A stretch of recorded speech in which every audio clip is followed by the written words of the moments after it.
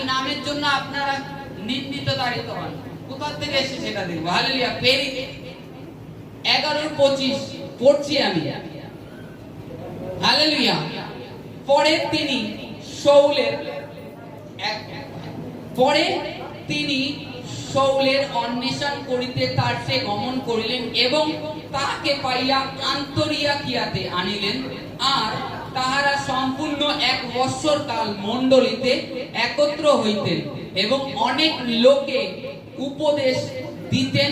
আর প্রথমে আন্তরিয়াকিয়াতে শিষ্যরা খ্রিস্টিয়ান নামে আখ্যাত হইলেন। হালেলুয়া। এরা প্রথম, এখানে বাইবেলে লেখা আছে এরা প্রথম আন্তরিয়াকিয়াতে খ্রিস্টান নামে আখ্যাত হলেন, কারণ এরা খ্রিস্টের আরাধনা করে। তার আগে এরা কি ছিল?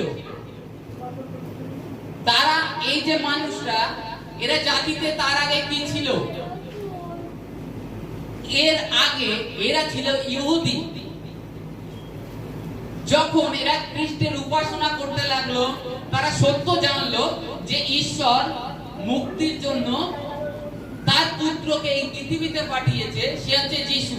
যিশুর মাধ্যম ছাড়া আমাদেরকে স্বর্গে যাওয়া সম্ভব নয়। যে শিষ্যরা জানলো, তারা জ্ঞাত হওয়ার পরে তারা খ্রিস্টের আরাধনা করতে থাকলো যে খ্রিস্টের মাধ্যমে আমি স্বর্গ রাজ্যে যেতে পারবো, নয় বৃথা আমি পরিশ্রম করব। আমি যদি সমস্ত ব্যবস্থা পালন করি, এই ইহুদিরা দেখলো আমরা যদি সমস্ত ব্যবস্থা পালন করি, সমস্ত আজ্ঞা পালন করি, তাও আমার ঈশ্বরের রাজ্যে যাওয়া অসম্ভব। কারণ মানুষ মাত্রে আমরা যা জেনে থাকি জগতে থাকাকালীন, মানুষ মাত্রে আমাদের কর্ম দ্বারা, আমাদের বাক্য দ্বারা, আমাদের সমস্ত পথে পথে পায়ে পায়ে পাপ হয়ে থাকে। যদি আমি ব্যবস্থা পালন করি, ব্যবস্থার মাধ্যমে কি আমি ধার্মিকতা অর্জন করতে পারবো? না। মনে করুন ব্যবস্থায় লেখা রয়েছে আপনাকে সপ্তাহে, মাসে আপনাকে মিনিমাম 10টা উপোস করতে হবে। 10টা উপোস করতে হবে। কোন মানুষ কি পারবে 10টা উপোস কন্টিনিউ সারা জীবন করতে? মাসে, বছরে কতগুলো হচ্ছে হিসাব করুন, 120 দিন। ব্যবস্থার আজ্ঞা এগুলো। এবার এই যে আজ্ঞা, এই আজ্ঞা দেখে এই যে শিষ্যরা ব্যবস্থা হিসাবে কিছু জিনিস, চুরি করো না, নরহত্যা করো না, মিথ্যা কথা বলো না, ছলনা করো না, এই সমস্ত ঈশ্বরের অনেক আজ্ঞা। পাপ করলে বলি দিতে হবে বছর বছর। এই কারণে কি হলো?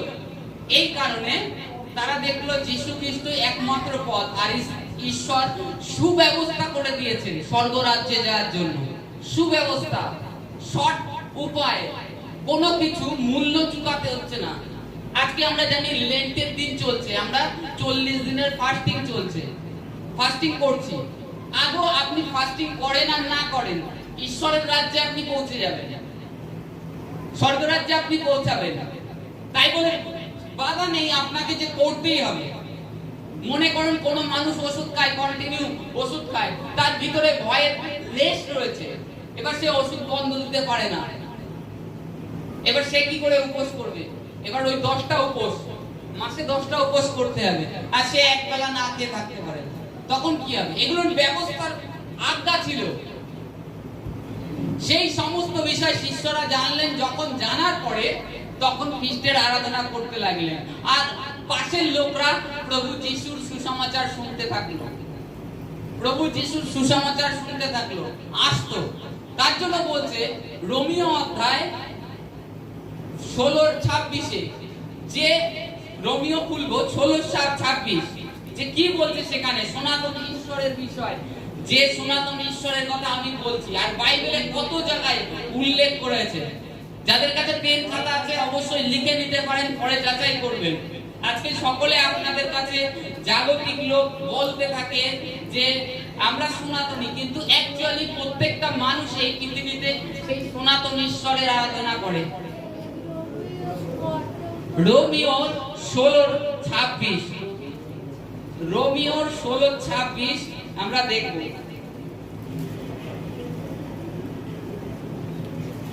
হালেলুয়া। পড়ছি আমি রোমীয় 16:26। কিন্তু সম্প্রতি ব্যক্ত হইয়াছে এবং ভাববাদী গণের লিখিত গ্রন্থ দ্বারা সনাতন ঈশ্বরের আদেশ অনুসরণে বিশ্বাসের আজ্ঞাবহতার নিমিত্ত সর্বজাতির নিকটে জ্ঞাত করা গিয়াছে।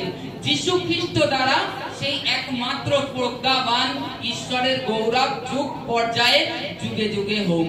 Amen, hallelujah. কি বলছে এখানে? যুগ পর্যায়ে যুগে যুগে কার মহিমা হবে? খ্রিস্ট যিশু। তার আগে কে বলছে এখানে? সনাতন ঈশ্বর। তিনি বলছেন যে সমুদায় জগতে খ্রিস্টের সুসমাচার প্রচারিত হবে। ঈশ্বর যে তার পুত্রকে পাঠিয়েছে, যে কেউ তাতে বিশ্বাস করবে সে মুক্তি পাবে, উদ্ধার পাবে, অনন্ত জীবন পাবে। আর তার থেকে বড় বিষয় যে গিফট গুলো রেখেছে কি? শারীরিক জীবনে আমরা যে এখন বেঁচে আছি, অনেকের বক্তব্য থাকে যে আমরা তো স্বর্গ তো পড়ে, ওটা তো মৃত্যুর পরে, ওটা কি হবে জানি না।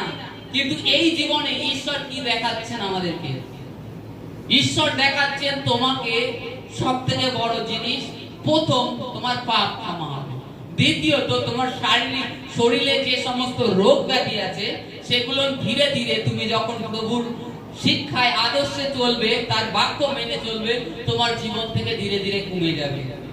দ্বিতীয়ত তোমার পরিবারে অভাব অনটন ধীরে ধীরে ধীরে ধীরে ঈশ্বর দূর করবে, কারণ তুমি তার আজ্ঞা মানছো।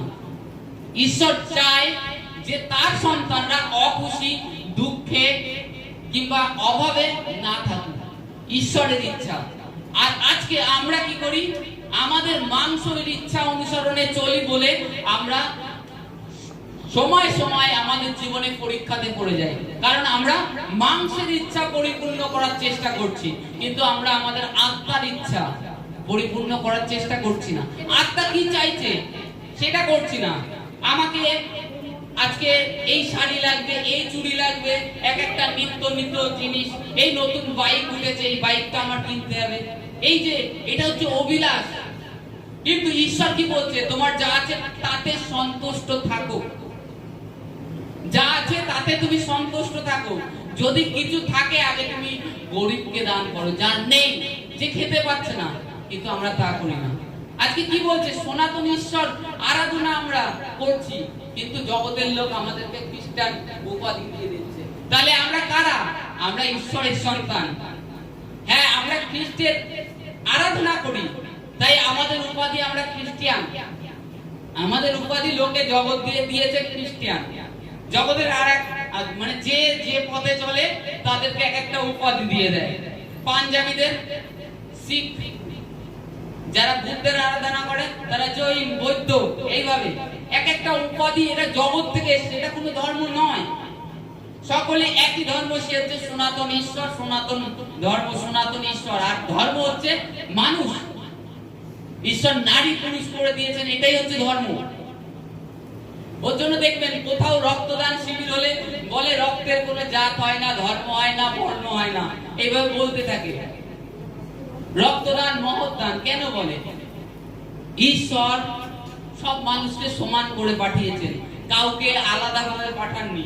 সকলের চোখ, কান, নাক, মুখ হয়তো দেখতে আলাদা আলাদা হতে পারে, কারণ ঈশ্বর এক একজনকে বানিয়ে এক একটা আনন্দ অনুভব করেছে। একজনকে কালো বানিয়েছে, একজনকে পরিষ্কার বানিয়েছে, একজনকে নাটা করেছে, কিন্তু ঈশ্বর তাদের মাধ্যমে আনন্দ উপভোগ করেছে। আমরা কোনো যদি কারিগর হই, আমরা কি করব? একই রকম একটা ছাঁচ বানিয়ে একই রকম তাতে মূর্তি বানাতে পারবো, তাই তো? কিন্তু ঈশ্বর ভিন্ন ভিন্ন আকারে মানুষকে বানিয়েছে। আর আমরা প্রত্যেকে সেই সনাতন ঈশ্বরের আরাধনা করছি। সেই ঈশ্বর আদেশ দিয়েছে যীশু খ্রিস্টের মাধ্যমে অনন্ত জীবন আছে। আর দ্বিতীয় বক্তব্য যে এখানে প্রভু যীশু খ্রিস্ট তিনি একমাত্র ঈশ্বর, আর যদি মানুষ বলে থাকেন তিনি একমাত্র মানুষ এই পৃথিবীতে এসেছিলেন যে মরে তিনি পুনর্জীবিত হয়েছেন। আপনারা পবিত্র গ্রন্থ বাইবেল আছে, কুরআনেও আপনারা যাচাই করবেন, কিংবা আদার্স গ্রন্থেও প্রভুর যিশুর বিষয়ে বর্ণনা দেওয়া রয়েছে। আমাদের ভারতীয় গ্রন্থে সবকিছুতে যে ঈশ্বর মহাযজ্ঞ করতে আসবেন, তিনি এসেছেন সেই যীশু খ্রিস্ট। আর প্রভু যিশু মরে জীবিত হয়েছেন আর আমাদের অনন্ত জীবনের পথ দেখিয়েছেন। আর কেউ দেখাননি এই জগতে। সেই সনাতন ঈশ্বরের আরাধনা করছি। আজকে আমরা খালি খ্রিস্টান বলে, লোকে আপনাকে খ্রিস্টান বললে আপনি দুঃখিত হয়ে গেলেন, নিরাশ হয়ে গেলেন, আপনি প্রার্থনায় আসা বন্ধ করে দিলেন, তাহলে আমি বলবো আপনি জীবনে সব থেকে বড় ভুল করে যাচ্ছেন, প্রভুর থেকে আপনি সরে যাচ্ছেন। তারপরে এখানে কি বলছে দেখুন, আমি অধ্যায় বলে দিচ্ছি, লিখে রাখুন, পরে গিয়ে পড়ে নেবেন। গীত সংহিতা 90 অধ্যায়ে 2 পদে লেখা রয়েছে সনাতন ঈশ্বরের বিষয়। তারপরে যিশায় 4:28, প্রথম তিমথিও 1:17, প্রকাশিত বাক্য 1:8, দ্বিতীয় বিবরণ 33:27, যাত্রা পুস্তক 3:14-15, যোহন 8:58, ইব্রিয় 7:3। এই সমস্ত অধ্যায় সনাতন ঈশ্বর, অনাদি অনন্ত ঈশ্বরের বর্ণনা। প্রভু প্রকাশিত বাক্যটা আমি বলছি, ওখানে তিনি বলছেন আমি আলফা ওমেগা, আমি আদি এবং অন্ত, মানে আমার কোনো শেষ নেই, আমি যেরকম সেরকমই আছি আর সেরকমই থাকবো, তার কোনো শেষ নেই। আর দ্বিতীয় বিবরণে তিনি বলেছেন যে আই অ্যাম, যেই আমি সেই আমি। মসি জিজ্ঞেস করছে, হে ঈশ্বর তোমার নাম কি? তিনি বলছে আমি, যেই আমি সেই আমি, মানে আই অ্যাম হচ্ছে। তাই তিনি যে সেই, তিনি, তার পরিবর্তন নেই। তিনি মসির সময়ে যেমন ছিলেন, আজকে বর্তমান যুগে সেই সময় আছেন। আর তিনি যখন 2000 বছর আগে মানুষ রূপে প্রভু যিশুর রূপ নিয়ে এসেছিলেন, তিনি সেই ছিলেন। আব্রাহামের সময় সেই তিনিই ছিলেন, সেই সনাতন ঈশ্বর, তার উপাসনা করছি আমরা। আর আমরা, লোকে আমাদেরকে কি বলে, আমরা প্রার্থনায় আসা বন্ধ করে দিই, ঈশ্বরের বাক্য শুনি না। আজকে আমি আপনাদেরকে মানে চ্যালেঞ্জ দিয়ে বলতে পারি, অন্য যে সমস্ত জায়গায় যান, আপনারা হয়তো কোনো আরাধনা, কোনো উপাসনায় গিয়েছেন, যে শান্তি অনুভব, হৃদয়ের শান্তি, সেই শান্তি একমাত্র প্রভুর প্রাঙ্গণে আসলে আপনাদের হৃদয়ে শান্তি আসে। কারণ সমস্ত চিন্তা ভুলে যান, একটা অদ্ভুত শান্তি অনুভব করেন। কেন? কারণ এটা ঈশ্বরের মণ্ডলী, ঈশ্বর দ্বারা নিযুক্ত হয়েছে, আর এখানে ঈশ্বরের পবিত্র আত্মা বিরাজমান করে। এই কারণের জন্য সেই শান্তিকে অনুভব করেন। আজকে কিছু লোক, কোন এক গ্রামের লোক খ্রিস্টান বলে আখ্যাত করে দিয়েছে, সেখান থেকে খ্রিস্টান হয়ে গেছে। কিন্তু রোমীয় অধ্যায় সেখানে পুরো স্পষ্ট ব্যক্ত করেছে যে আমরা সনাতন ঈশ্বরের আরাধনা করছি, আর যীশু খ্রিস্টের সুসমাচার জগতের কোনায় কোনায় যুগান্তের লাস্ট অবধি প্রচারিত হবে। সেই প্রজ্ঞাবান ঈশ্বর যীশু খ্রিস্টের মাধ্যমে তাকে প্রকাশ করেছেন। সেই প্রজ্ঞাবান ঈশ্বর যার বিষয় আমরা আত্মীয় আমাদের সারা জীবন লেগে যাবে, তার উদ্দেশ্য পাবো না, তার বর্ণনা সেই ঈশ্বর যীশু খ্রিস্টের মাধ্যমে আমাদেরকে করে দিয়েছে। আজকে আমাদেরকে জাস্ট কি প্রভুর প্রতি বিশ্বাস রাখতে হবে। জগতে কে কি বললো, আপনি প্রার্থনায় আসা ছেড়ে দিচ্ছেন, প্রার্থনায় আসা ভুলে যাচ্ছেন, আপনার প্রতিবেশী কি বলছে, আপনার বাড়ির লোক কি বলছে, তাহলে আপনি এইটুখানি জানবেন, যখন আপনি বাড়ির লোক, সাংসারিক মানুষের কথা শুনছেন, তাহলে আপনার জীবনে আপনি স্বর্গরাজ্যকে মিস করে দেবেন। যে স্বর্গরাজ্য ঈশ্বর নিযুক্ত করে রেখে দিয়েছে আপনার জন্য, আপনি সেই স্বর্গটাকে মিস করে দেবেন, আপনি সেখানে পৌঁছাতে পারবেন না। কারণ আপনি জগতের ভাবনা ভাবছেন, কিন্তু বাইবেল বলছে যারা আত্মিক মনুষ্য তারা আত্মিক বিষয়ে ভাবুক। কি? আত্মিক মনুষ্যের ভাবনা, আত্মিক বিষয় ভাবনা হোক। আমরা 60 বছর 70 বছর বেঁচে থাকি, কিংবা 80 90, এর জন্য ধন সঞ্চয় করি, প্রচুর পরিশ্রম করতে থাকি, হালেলুয়া, প্রচুর পরিশ্রম করি, ব্যাংক ব্যালেন্স জমানোর চেষ্টা করি। লাস্টে কি হয়? জীবনভর যে ইনকামটা করেছি সেটা কি হয়? সমস্ত ধীরে ধীরে ডাক্তারের কাছে, ডাক্তার নিয়ে যায়। কারণ আপনি আপনার যৌবনের সময় আপনি ঈশ্বরকে স্মরণ করেননি, ঈশ্বরকে কখনো খোঁজ করেননি। এই কারণে আপনার জীবনে ঈশ্বরের আর স্থান নেই ওই মনে। আর ঈশ্বরকে কোনোদিন খোঁজার চেষ্টা করেননি, এই কারণের জন্য আপনার পুরোটাই বিশ্বাস জগতের মানুষ ডাক্তার, ওর জন্য আপনার জীবনের সমস্ত সঞ্চয় শেষ হয়ে যাচ্ছে ডাক্তারের পিছনে। এর কারণ কি? এর কারণ ঈশ্বরই এই মানুষকে জঘন্য রিপুর বশে ফেলে দিয়েছে, কারণ তারা কখনো খোঁজার চেষ্টা করেনি। এই কারণ ঈশ্বর বলছে তোমরা যে বিপথে গিয়েছো, তোমাদেরকে আর ফেরানোর শোধরানোর আর কোনো উপায় নেই। এই কারণে ঈশ্বর ছেড়ে দেয়, যা তুই যা করছিস কর। তখন তার জীবনে কি হয়? সারা জীবন ভর ইনকাম করে শেষে অন্য একজন অপরে আপনার অর্থকে নিয়ে যাচ্ছে। আর আপনি যদি আপনার যে বয়সটা ঈশ্বর, যখন আপনার বয়স অল্প ছিল তখন যদি ঈশ্বরের আরাধনা উপাসনায় যুক্ত থাকতেন, গরিবের সেবা শান্তি করতেন, ঈশ্বর দেখতেন অন্য লোকের থেকে আপনাকে বেটার রাখবে সবসময়। একটুখানি লিখে লিখে পারেন, কারণ বাইবেলে প্রভুর বাক্য গীত সংগীতায় বলছে ধার্মিক লোক কখনো বিচলিত হয় না। ধার্মিক লোকের হুচট খেলেও তারা আবার উঠে দাঁড়ায়, কিন্তু অধার্মিক লোক যারা কখনো ঈশ্বরকে স্মরণ করেনি তারা একবার করলে আর ওঠে না। আর ধার্মিক 7 বার করলে ঈশ্বর 7 বার তাকে তোলে। Hallelujah, hallelujah. আজকে আমাদেরকে সময় থাকতে ঈশ্বরের উদ্দেশ্য যখনই পেয়েছে তখনই আমাদেরকে তার চরণ ধরে রাখবে। কে কি বলছে ওটা দেখে লাভ নেই, এই দেখতে হবে আমি আমার হৃদয়ে শান্তি, ঈশ্বরের উপস্থিতি, শান্তি আমি পাচ্ছি কিনা। জগতে মানুষের একটাই খোঁজ, সে হচ্ছে শান্তি। সেটা হচ্ছে শান্তি। এত টাকা ইনকাম করে তাও একটু শান্তির জন্য ঘুরতে যায়, রিল্যাক্স করতে যায় শান্তির জন্য, পরে এসে বলে কি যে ওখানে ছিলাম ভালো ছিলাম। কিন্তু আপনি যখন প্রভুর কাছে আসবেন, প্রভু নিরন্তর আপনার মধ্যে শান্তি দিয়ে রাখবে, আর আপনার মধ্যে সেই নিরাশা কাজ করবে না। আপনি যেখানেই থাকেন, হয়তো আপনি যদি সমুদ্রের মধ্যে থাকেন, আপনি শান্তি পাবেন।